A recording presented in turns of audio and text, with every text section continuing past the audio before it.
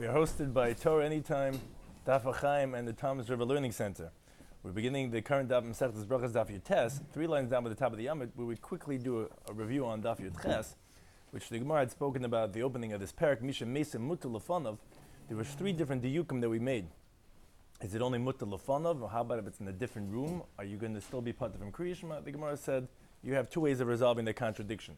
Either that it's only when he's in front of you, but the brisa that said in all these different cases, in your friend's house, in your own house, in a different place, that wasn't included in the last part of the brisa that says that you're going to be pater from Kriya Shema. It's only on the last case of a machzor panav v'eichel. So you're right, it's only if mutar lefanav. Or actually the other way around, the Gemara answers that no, kimin shemutar lav l'kabroi, yes, even if he's in a different house, it's considered kimutar lefanav, like we find a precedent by Avraham Avinu.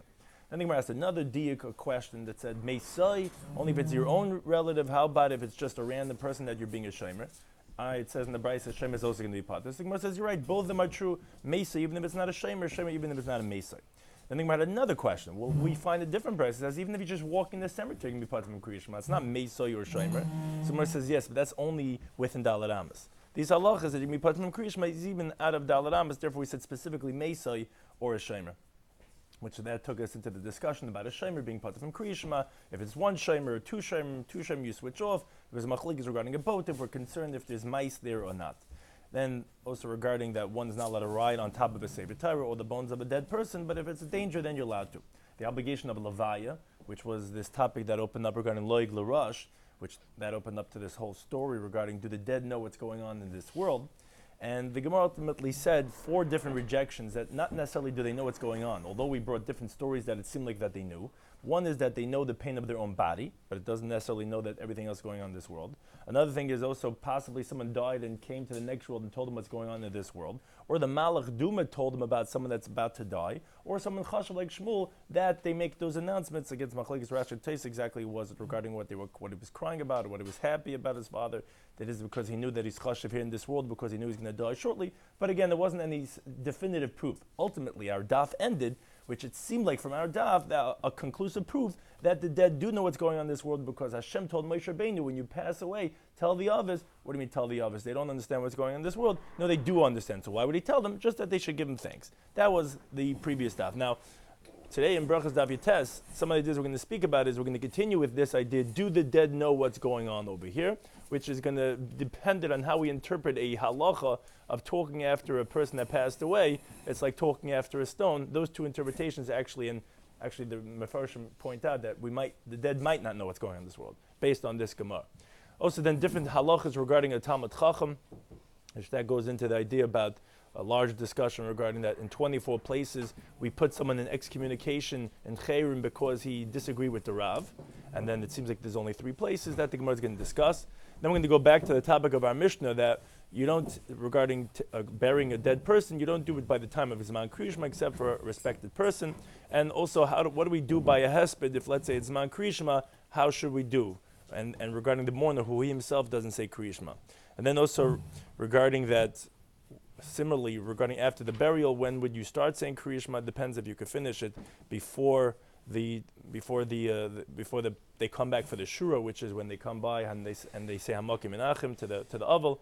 And also the machlekes and the clarification regarding the law of our Mishnah regarding who is exempt when they're busy with by the Levaya, who's going to be exempt from Kriya Shema. And for the final discussion in the daf is going to be regarding a seemingly contradiction regarding, on the one hand, we know there's concepts known as kavod hames, kavod ha'adam, kavod ha'briyas, that we make certain leniencies. On the other hand, there's a pasuk that the Gemara brings, ein chachma vein eitzav vein tvuna leneged Hashem. There's no compromises here when it comes to kavod Hashem. So could you compromise on Jewish law for the dignity of a person, or do you not? The Gemara is going to address that, and is going to point out differences regarding that, and a large chunk at the end is going to be talking about the limud of a mes mitzvah that's teiche Isurim relating to Tumah, although one's not supposed to be Tumah in certain situations, but a mes mitzvah, a person that has no one to bury him, there's going to be certain leniencies regarding that. Okay, we begin the current Daf Yotes, Masechtas Brachas, 3 lines down at the top of the Amud, which continues from the theme of the previous Daf regarding do the dead know what's going on in this world. So Amar Yitzchak, he says the following teaching. Whoever talks after a dead person, meaning a derogatory regarding someone already passed away. It's like he's talking after a stone. Now, what does that mean? So these two interpretations, as we said, is going to define if they know what's going on in this world. Ikadami, they'll say, hey, they don't know what's going on. You can talk about a dead person. He's done. He doesn't hear anything. He doesn't know what's going on in this world, which is not like the previous stuff. Ikadami, those that say, no, the yadi, they do know, but it doesn't bother them. He's in the world of truth. Couldn't care less what you're saying about him. So therefore, again, those are two different interpretations. Again, would depend if they know what's going on in this world or not. Now, and that says, the Gemara says, is that really so? That either that they don't know or they don't care? But Papa said, Chadish toi milsa basri de mar Shmuel. There was a certain person that was talking bad, derogatory after the master Shmuel after he passed away. The Nafal Kanya, a heavy and large beam fell down mitalala from the roof. Ubaza, and it split la'arnika demaychi, for the membrane that covers his head split open basically. So you see that obviously it bothers the person who passed away. So the no shani tzum mirabana, Talmudic scholar is different. The kuchbrichut tav bikari, because God demands his honor. It's not the person. The person is done. The person either doesn't know or doesn't care. But Hashem says, don't talk about my holy people like that, and that's why this person got his head split open with a pole. Now, similarly, continue on this theme regarding the dignity and the respect that we have to have for Talmidei Chachamim. Rabbi Shloimy Schwartzberg, he says, "Kol ha'masapar achar mitasna shel Talmidei Chacham." Whoever talks about after the bed, meaning literally after the passing of a Talmudic scholar, nefel b'Gehenna, he falls in Gehenna. Shlomo says the pasuk in Tehillim. The pasuk says that previously the pasuk says, "Heitiva Hashem latayvim." God does good to the good. So obviously we're talking about the righteous. Then it says, "V'hamatim akal kaloisim." Now, whoever turns their way in perversiveness, meaning to say, if someone, this taivim, these good people, Talmidei Chacham, someone turns them to the bad more than their merits, meaning the person is trying to find bad things about the Talmidei Chacham, who the pasuk was talking about, of Teiv Hashem l'Taivim, then Yelichem Hashem es, so God's going to drive this person with Poya Leha, the workers of sin, meaning he's going to take them to the same destination, that of Gehenna. Shalom al Yisrael, peace on the Jewish people. Now, where does that fit into the pasuk? So the Gemara explains. Even when there's peace on Yisrael, meaning, as Taisa explains, even after the person died, where he's not going to come to fight with the one who's talking bad about him, which from here you see is talking about after death, where there's shalom, because the person's not going to care. Still, Yerlichem Hashem is Payal Yav, and the person, God's going to take this person with those who are workers of sin. Meaning to say, this one who talks bad about the righteous is going to have the same destination of Gehenna as someone who is a doer of sins. Similarly, we learn, continuing this theme about a Talmid Chacham, that we have to have respect for him. Tana de Rabbi Shmuel. We learned in the Brayso Yeshiva Rabbi Shmuel. And Re'isa Talmid Chacham b'Shabbat v'Er b'Layla. If you see a Talmudic scholar who committed a sin at nighttime, you saw him, you looked at him, you saw, I saw him, I caught him. Al tahar achar b'yem. Don't contemplate after him in the daytime. Shema asa tshuva, because maybe he repented already. Don't think bad about him. Says the Gemara, Shema sagdei. You hear the high regard that the Gemara has with Talmid Chacham. But you think he repented? No, says the Gemara, Lavade as a tshuva. No, he most definitely did tshuva, and therefore don't suspect him anymore. Now the Gemara says, but that's only talking about regarding something with his body. If it's a monetary sin, no, then you actually until he returns the money to the owner. Until then, there's nothing. He could have repented 1,000,000 times in his head, in his heart, but until you actually return the money, that's not considered a full repentance. Now, continuing on this theme regarding again respecting the Talmid Chacham, the Gemara says, "V'amar b'Shlomo Levi says, b'chav tal mekaymes." We find in 24 places that Bezdin menadin al kavod harav, and this is actually halacha. The court actually excommunicates someone if he does not have the proper respect for the teacher. Now, at this point in time, the Gemara thinks that we actually find 24 places that the sages actually, such a story happened, they excommunicated people because of the dignity for the rabbi, that they didn't properly respect the rabbi. And v'kul and shanin b'mishnasein, we find these all in our Mishnayos. So that's what Rabbi Shloimy Levi taught. So Rabbi Elazar said to him, Heicha, where do you find 24 places? So Amalei said to him, Chi tashkach, go out and find them. You'll find them. Nafak he went. Adak he was analyzed. He only found 3 teachings in the Mishnayos that show that they excommunicated for the kavod harav. What are those 3? Hamazalzel b'natilas yadayim, someone who has disgraced the law of natilas yadayim, washing the hands. And whoever talks bad about a Talmudic scholar after he passed away. And someone who acts arrogantly towards heaven, which that's also kavod harav, because God is the greatest Rav that there ever was. What are these 3 things? So the Gemara explains. Where do we find the story that, as this relates to the previous teaching that we had mentioned, that someone spoke about someone who, a Talmid Chacham, after he passed away? Where do you find that they actually excommunicated someone because of this? There's none. It's a Mishnah Masechtas Idiyos. Mishnah says, he used to say, referring to Akavi ben Malal, Masechtas Idiyos, ein mashkin, said you don't give, the halacha is of a woman her husband warned her, don't seclude with this man, and she secluded with the man. So halacha, she becomes what's known as a saita, which is that she's a suspected adulteress, and you give her certain waters to drink. So on that, the Kav Ben Al says we don't give to drink these waters. Lo yasigiyaris, if a woman is a female convert, not if she's a female servant that was freed, because the pasuk says in the Parsha of Saita, it says Bnei Yisrael. Bnei Yisrael means the Jewish women. That excludes the wife of a ger or from a freed slave. Those wives are not going to be included in the halacha of drinking the mesaita. Now, they disagree. They say, no, mashkin, you do give them to drink. And they said, we'll prove it to you. Because Maisa Karkamis, there was a story with this woman, Karkamis, or she's from the place Karkamis, that she was a shifcha mishachares b'Yushalayim. She was a freed maidservant in Yerushalayim, which that means to say she was non-Jewish. That's what's called, generally when we say in this context, is Ebed Kanani, who then takes on somewhat of the laws of a Jewish woman when she becomes a slave. And then she was freed, but she becomes like a full Jewish woman. The Hishku Shemai Vavtalin, the great leaders of the generation of Shemai Vavtalin, gave her the waters of the Meisaita. So you see that a Gieris does drink the Meisaita. So he said to them, no, Dugma Hishku. They gave her to drink because they're similar to them. Because Shemai Vavtalin were the grandchildren of Sancheriv, who obviously was a wicked Rasha, but then he converted to Judaism, as the Gemara says, a Gittin Daf Nun Zayin Beis, and that's why they gave it a drink, because it's family, because they were converts too. That's why they give. But really, the halacha is you're not supposed to give Giyarim the Meisaita to drink. Then they do it, so they excommunicate him. That's what you're saying about Shemai Vavtalin after they passed away because it was similar to them. Umeis ben Neduya, and he died in a state of excommunication. The Saklu Bezn Esarain, and the courts, they stoned his coffin when they were taken to bury him. So that's example number one, where we find that that they actually excommunicated someone because he didn't have proper respect for the rabbis.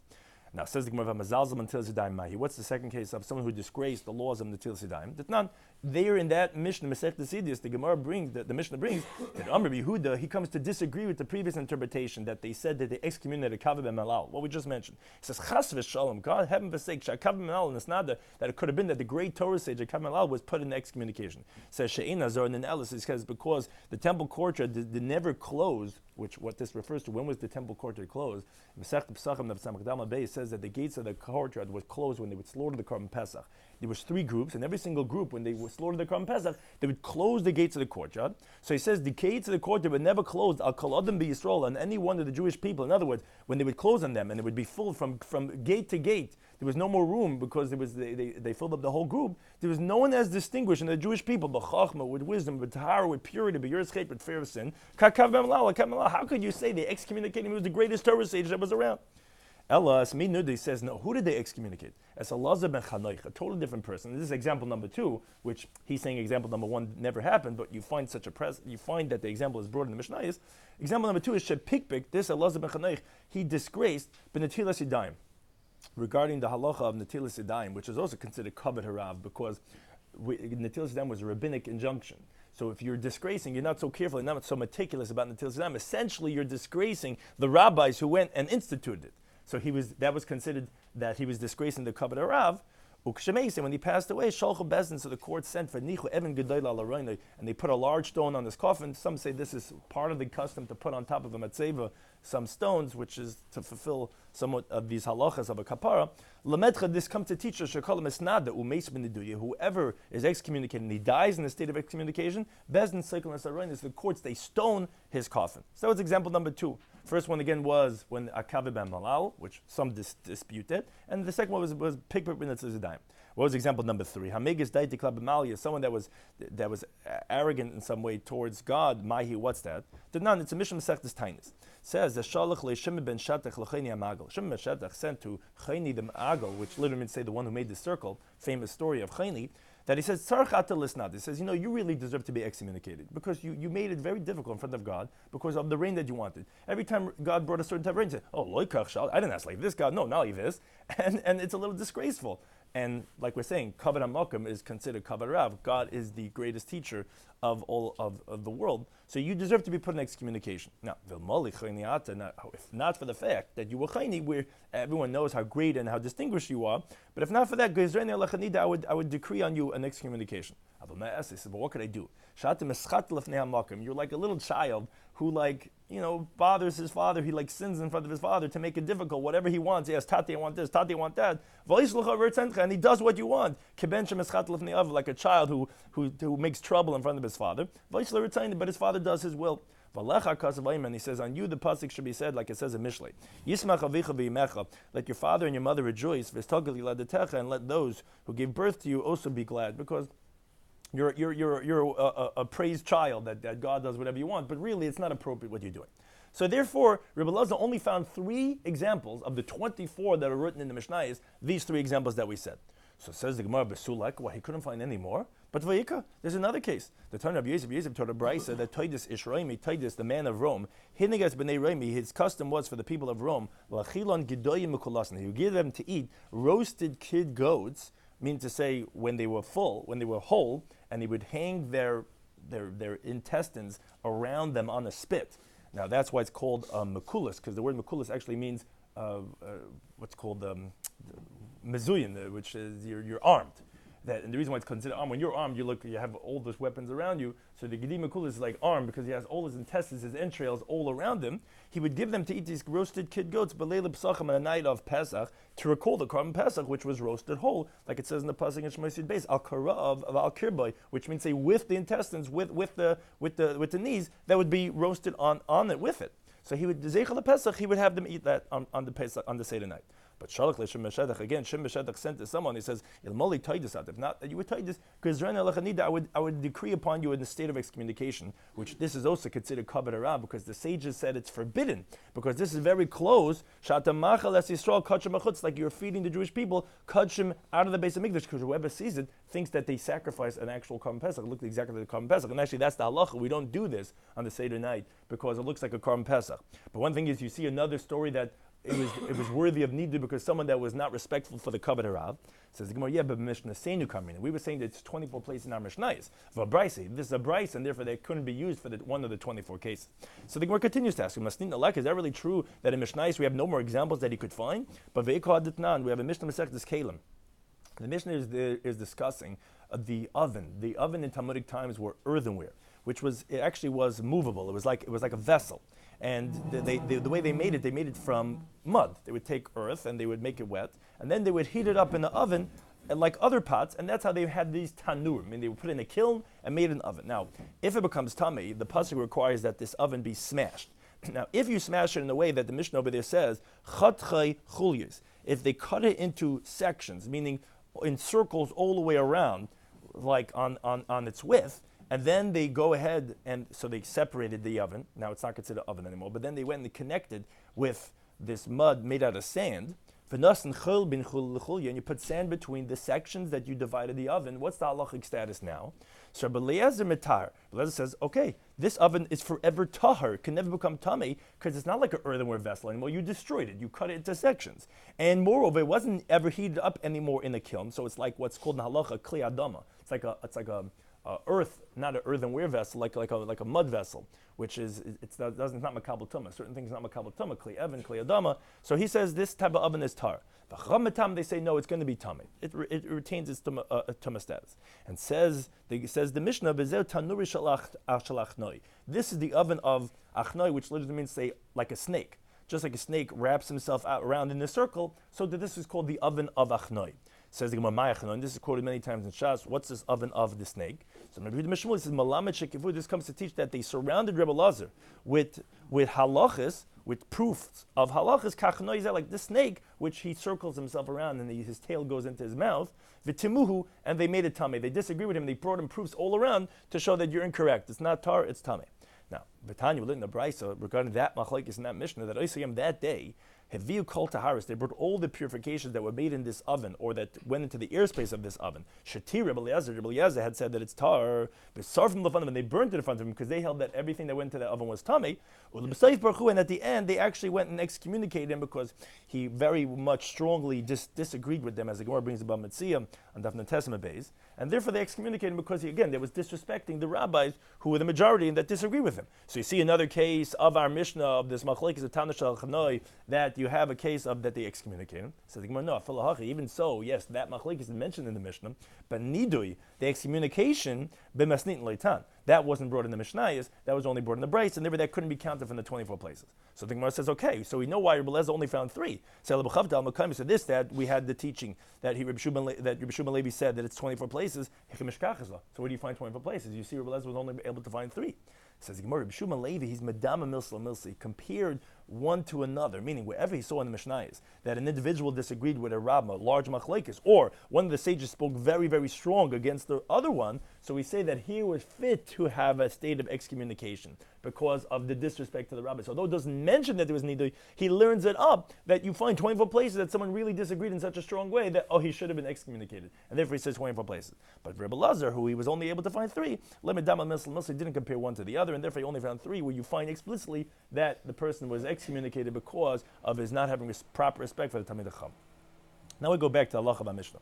Can we open up this parak, our previous Mishnah, Misha Meisei, regarding someone that's busy with Torah or the mitzvah of burying a dead person, is exempt from Kriyishma and from all the other halachas. Now additionally, the Mishnah said, Noisei Amita v'chilufein, someone that's carrying the bed, carrying the coffin, and those who are changing the place, the people that keep on switching off, they're all patur from Kriyishma. Now, related to this, Tarabon in the Bryce said that therefore we don't take out a dead person to bury him samach l'kriyishma near the time of saying kriyishma, because then that's going to stop people from saying kriyishma, because he said during the time of the levaya no one's saying kriyishma, so don't do the levaya time of kriyishma. Now, but if they already started the aim afsik, and then you don't stop. Says Gemara, is that really so that you don't start? For Rav Yosef, afku samach l'kriyishma, when he passed away, they took him out near the time of kriyishma, and you said you're not supposed to. Says Gemara, Adam chashav shani, a distinguished person is different. Then by him we go above and beyond, and even by this man of kriyishma, we're going to take him out, but a regular person we don't.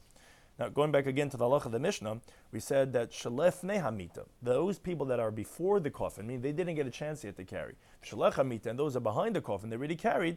So then there's going to be a difference if they're needed, if they're going to be patur from kriyishma. Now, those in front, if they're needed, are going to be patur. Those behind, you already carried, they're going to be chayiv in kriyishma. Now, related to this, regarding kriyishma at the time of the hesped, which we call the levaya, time of the eulogies, Tarabon learn the brisa. If someone is involved in the eulogy, meaning he's listening, he's part of the levaya. So it says the brisa as follows: if, as our custom is, that the dead person is there in front of them, so nishmatan echad echad. Let's say what happens if actually someone has to say kriyishma, but he's at a levaya.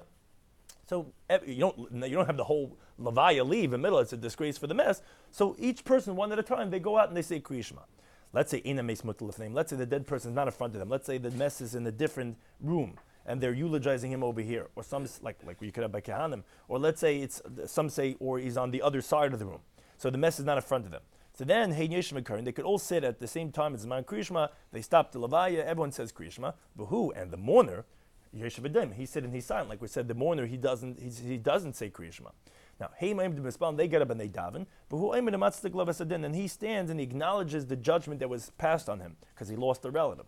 And he says, Rabbeinu, mass of the world, there was much that I sinned in front of you. You didn't pay back from me, even 1,000th of what I really owe, for what I should be punished.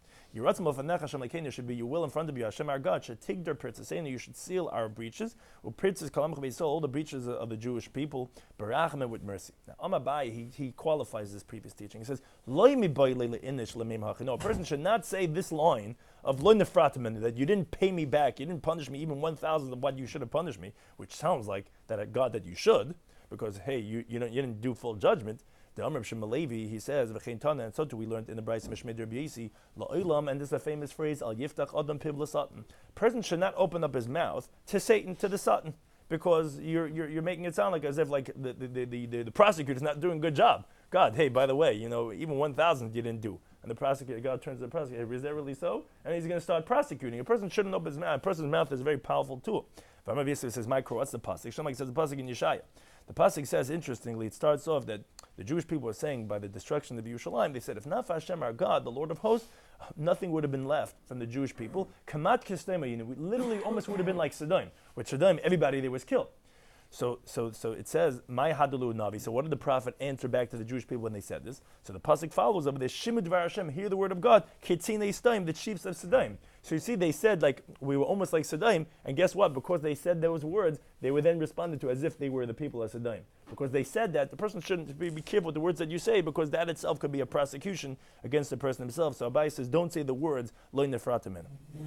Going back to the halacha of Mishnah, we said, kavras hames v'chazu b'chulu. So if they buried the dead person, so they finished the burial, now they're all coming back from the actual grave, and then so the Gemara has a question. The Mishnah said, if they could go ahead, start the Krishma and finish it all before they come to the Shura, which the Avelim walk through, then then you should start saying Krishma. The inference is, Parak echad or Pasuk echad, but if you could just start one parak, there's a few parakim of Shema, you start one parak or one pasuk, then that you shouldn't do. Says the Gemara, there seems to be contradicted from the following brayso. It says, Kavras hames v'chazru, they buried a dead person and then they came back from the grave. So imichon lahaschab ligmar, so says the brayso, they could start and finish. I feel a parak echad or Pasuk echad, even one parak or one pasuk, that you should do that. That contradicts our Mishnah. That makes it sound like only if you finish the whole Shema. Says the Gemara, no, our Mishnah is saying really the same thing. If you could start and finish what? I feel a parak echad, I feel a pasuk echad. Doesn't mean if you could finish the whole Shema. If you could start and finish even one chapter, one pasuk, actually until they reach the row, then they should start b'mlav. If not lo yiskil, then they shouldn't start.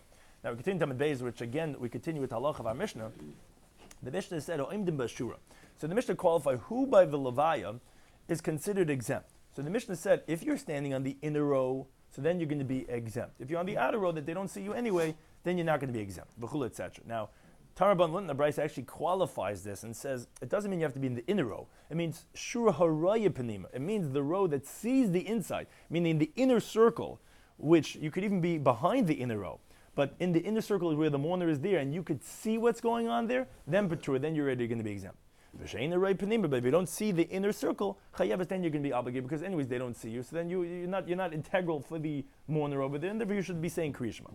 That's the Tanakama, which is a qualification of the halach of our Mishnah. Yehuda, he disagrees. He says no. The criterion is haboy machmas al paturin. If you come in because of the mourner, you're a good friend, you care about the mourner, so then you can be part of him Krishma. Machmas atzman. If the people are coming because of themselves, not because of the honor of the avelim. He's not coming to console the mourner. He's coming to see what's going on. Then chayav, and then you're obligated. That's not an exemption enough from saying Krishma if you're coming just to see what's going on there by the Levite. Now, going back to what we mentioned, it's going to relate back to this idea of coming back from burying the dead, which is going to be a whole different halacha, but it's because it's related to that idea of burying the dead and coming back. So we introduced the following teaching, which is the final sugya of this daf. Amar B'Yehuda Merav says, "Hamaitzi kalayim bebigdei." Let's say someone finds kalayim, a forbidden mixture of shatnez, which is wool and linen, in his garment. So, and he didn't realize, it says he gets a notification. The new whatever suit has shatnez. He's wearing that suit, and he checks on the lapel, and he says, "Oh my gosh, I have shatnez in my suit." He's got to take off that garment even in the marketplace. My time, what's the reason? Says the Gemara, because the Pasuk in Mishlei. Pasuk says, "Ein chachma," there's no wisdom that's considered distinguished. Ve'ein tfuna, there's no understanding. Ve'ein eitz, there's no counsel. Neged Hashem, when it's opposite Hashem. Kol makom sheshchil Hashem, anytime there's a desecration of Hashem, God says not to wear shatnez. Ein chalkin kavod l'rab. We don't give out honor to even a distinguished individual. Even the rabbi, you got to take off your clothing in the marketplace. And that as the Gemara as follows: Meisvei. This is the idea that relates back to the previous sugya. We learned in the Brayso covers hames v'chazru, the same idea of they buried the dead person and they're on the way back. V'lefneim beis drachim. Now back from the Levaya, there's two roads they could take. Achas tahar, achas tamei. One road is tahar, one is tamei, meaning one has a grave buried in that road. So if you're walking through that road, you're going to become tamei. So it says the Brayso as follows: but if the mourner comes b'tahara, if he walks back on the pure road, so they come with him on the pure road. But if he walks through the Tamei road, so they come with him on the Tamei road, Mishum Kavayde, because of the honor. You're supposed to, that part of the Levaya is actually the honor not of the mess, but also for the mourners, for the Avel. So here also, when he's on his way back, you walk with him on the Tamei road, even though you're not supposed to become Tamei, because of the dignity of the Avel. Says the Gemara, why? Certain people are not supposed to become Tamei. You should say the pasuk you just mentioned before. There's no wisdom, there's no understanding when it comes opposite Hashem. You're not supposed to come tamei. How are you allowed to do it for the covet of the avel? So Tirgum Rabba interprets the halacha of the brayso we just brought is talking about beveis hapras. We're talking about a beis hapras. Literally, the word pras means a broken piece. Beis hapras is only mitame, only dirabbanan. It's only rabbinically tamei. What is a beis hapras? A beis hapras is a field that had a grave in the field, and then it was plowed over. Sorry to say, we have a lot of these stories that happen that the grave is plowed over. So the sages were concerned that maybe what happened is that the plow went and dragged some of the bones throughout the field. Now, whoever is stepping on the field, he's doing what's called hesed. He's moving the bone, and a bone even the size of a barley corn contaminates a person by touch or by carrying. Now, not by oil. There's no problem about walking over it, of being over it, but there is a problem about you might be moving it.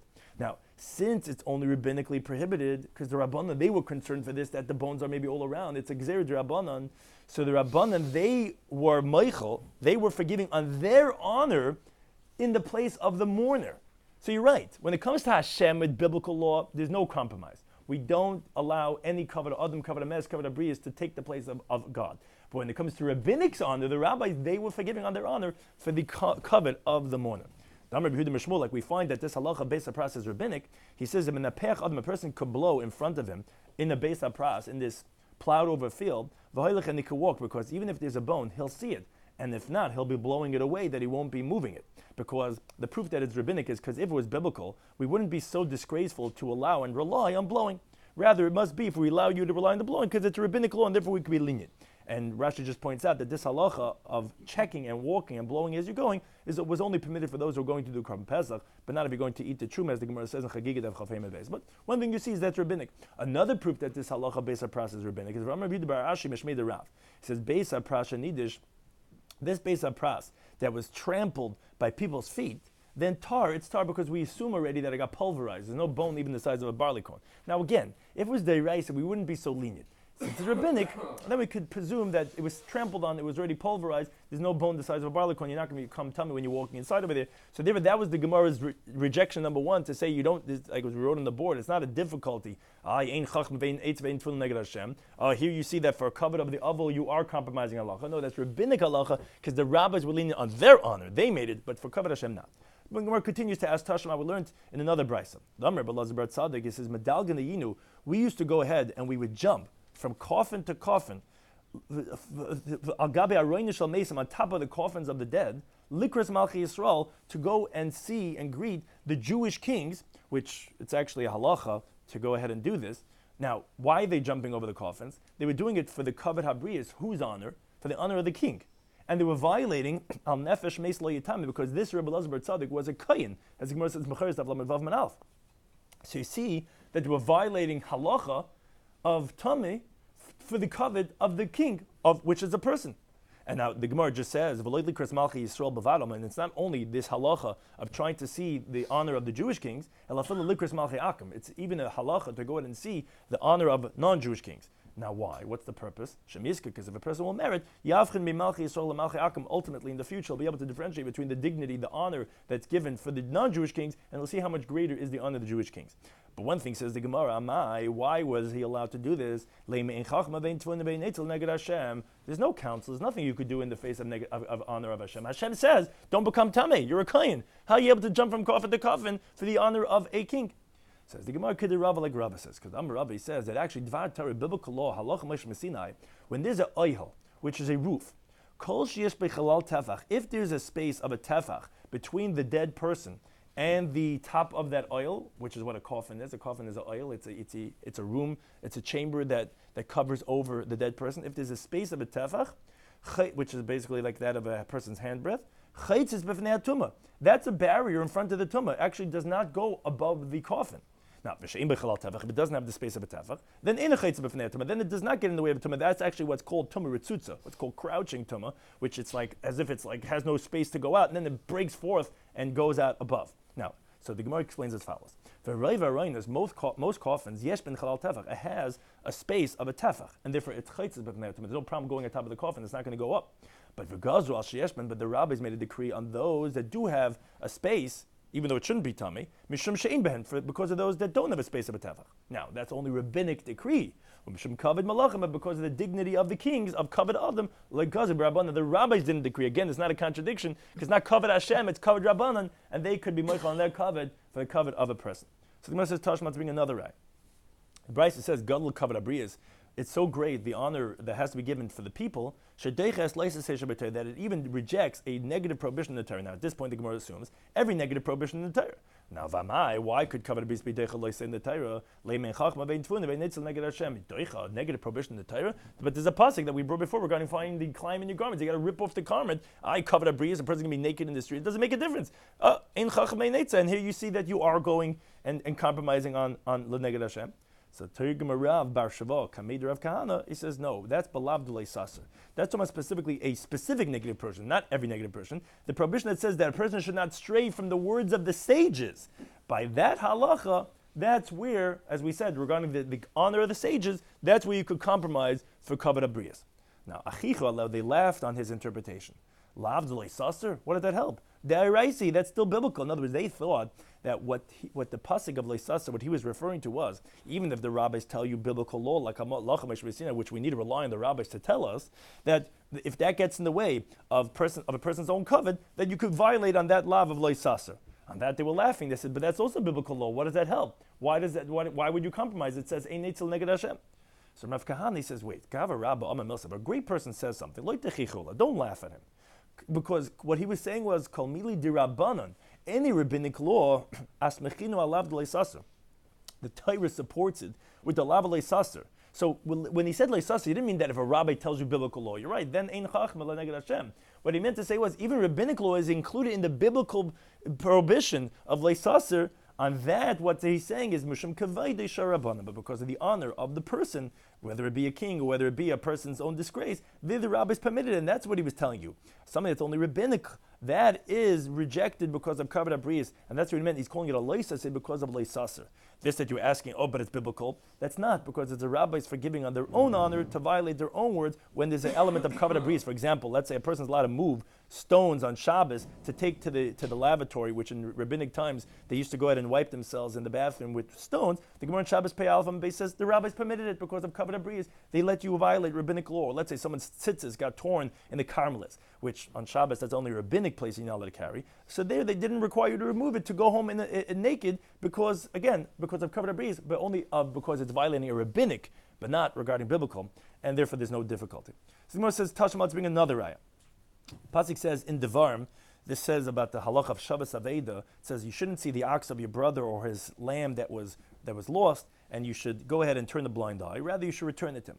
But the Brisa expounds the word v'salam to him. It sounds like, although in the context of the pasuk saying you shouldn't do this, it sounds like you should read it, and they shall be hidden from them, meaning that you should turn the blind eye from returning it. So the Brisa says why? Sometimes, yes, you're allowed to turn the blind eye from returning the lost object. Sometimes you're not allowed to. Okay, it's that how so? Because as some of the Gersois add on the word, the pasuk says elsewhere, you're not allowed to turn the blind eye. So you're allowed or you're not allowed. So it says the Brisa as follows: if the person that found it was a kain, he and the lost object was basic for us in the cemetery, or he's not allowed to go into a cemetery.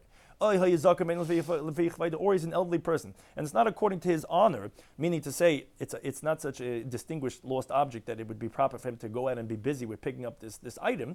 Let's say a teddy bear, and he's carrying it in the street. An elderly person. It's not respectful. Let's say his job was much more than the amount of the lost object of his friend, which means to say that he has a high powered job, and the amount of time it's going to take for him to return the lost object, he's going to lose so much more money than the thing he's returning. The guy's never going to want to compensate him for what he did to return the lost object because it's way more than the lost object itself. So therefore it says that you should turn the blind eye. In those situations, you don't return it. Now, in one of the cases regarding the zaken, the Gemara asks, Amai, why? How could you not do a mitzvah of Shabbos Aveda because of your own covet? We said that for mitzvah of Shabbos Aveda, which is biblical, then you don't compromise. Says the Gemara in Shani Hasan, there it's different because dechsiv, it's exeris hakasiv. The pasuk tells you that you should turn the blind eye. You're right. Of course, we wouldn't do it based on our own logic, but the pasuk says to do that. Says the Gemara, okay, but Ligberman, they didn't learn out from there regarding Klayim, that you said you should take it off even in the street. Why? You should learn from it that you don't have to because it's ein levich vayda. Learn from the biblical basis that you don't have to when it's coming to regarding a person's honor. Says the Gemara, no, we don't learn out prohibitory law, which is regarding Klayim, from monetary law, which is returning a lost object, because monetary law is more lenient than regarding prohibitory law. So regarding Klayim, we don't compromise, but regarding monetary law, the Torah does tell you that you compromise. Tashma, the last topic the Gemara says, we learn from the following brisa. Now this is in the context of a nazir. A nazir, the pasuk says, all the days of his naziris, which he has to grow his hair long, he's not allowed to drink wine, it says, al nefesh meis lo yave. Another halach is he's not allowed to become tummy from a dead person. Now the pasuk after that says, La'aviv, la'imay, la'achiv, la'chaisei, lo yitam lehem. He's not supposed to come tummy to any of his relatives. Now the difficulty is, all his relatives were already included in al nefesh meis la'yave. Why does it talk about all these different examples? So the brisa there discusses, because when it says la'aviv, it's coming to say, yes, for your relative you're not become tummy, but a mes mitzvah has no one to bury him, then you're allowed to become tummy. Why say la'imay? Oh, to tell you that it doesn't have to tell you because regarding a mes mitzvah, because that we already know from la'aviv. Rather, the Sifri expounds, it's coming to teach you that if, let's say, he wasn't just a nazir, he was also a kohen, where he has two sanctities, even him, only for his mother he's not supposed to become tummy, but the inference is, but for a mes mitzvah, he is supposed to become tummy. Why say la'achiv? Because let's say he was not only a nazir and a kohen, he was a kohen gadol and a nazir. Even him, la'achiv lo yitam, for his brother is not supposed to become tummy, but for a mes mitzvah he's supposed to become tummy. And that's where our brisa continues. Now, the next person in that passage that it says, why does it tell us regarding his sister? We already know Nazir Kohen Gadol, that yes, he's not supposed to become tummy. We know he's not supposed to become tummy. Why do I say all these individuals? To infer, but a mes mitzvah, yes. But what do we learn from Lachaisai? So that the Brisa says, if it's not teaching us anything regarding a Nazir, then it's going to teach us regarding that if someone was Harisha Haylech Lishchatis Pischai, someone was going Erev Pesach to slaughter his Karm Pesach, to circumcise his son, it's coming to teach us that he's also going to become tummy to a mes mitzvah. How? Let's say let's say here's that one of his relatives passed away. So you would think, okay, don't go and do the Karm Pesach, come back and become tummy and bury your relative. You say, no, you're not supposed to become tummy. Because since the time of the slaughtering of the Karm Pesach already started, he already has an obligation that's a liability of a kares if you don't bring the Karm Pesach. If he's going to become tummy, he's not going to be able to bring the Karm Pesach. That doesn't override the chiv kares of Karm Pesach. So to circumcise his son is a mitzvah of kares, where some say it's actually talking regarding Erev Pesach, where if the circumcision of the sons actually holds back the Karm Pesach, so therefore that's integral for the chiv kares of the Karm Pesach. But be that as it may, you're not allowed to become tummy to bury the dead before you bring the Karm Pesach. Now, you would think just like you do not become tummy to them, so too you don't become tummy to a mes mitzvah. That's what it's thinking about to your sister. To his sister, he doesn't become tummy as we continue to but he does become tummy to a mes mitzvah. Now, mes mitzvah is kavod habriyas, the dignity of a person who passed away. And we see that it's overriding biblical law of the Karm Pesach, which are even a chiv kares. Amai, why? Says the Gemara, no Shani Hasan, there it's different, because the pasuk tells you, the Gzeres HaKazav is coming to infer to you. For your sister, you don't become Tameh when you're going to bring the Karm Pesach, but for a mes mitzvah, you will. But then says the Gemara, and they learn out from there that you see that there's such a precedent for old cases like our case of Klayim. Says the Gemara, no, another rejection, Sheval Tasa Shani. Regarding something of sitting and not doing, that's different. Meaning there were many different things that the rabbis were permitted to uproot biblical law because as a boundary.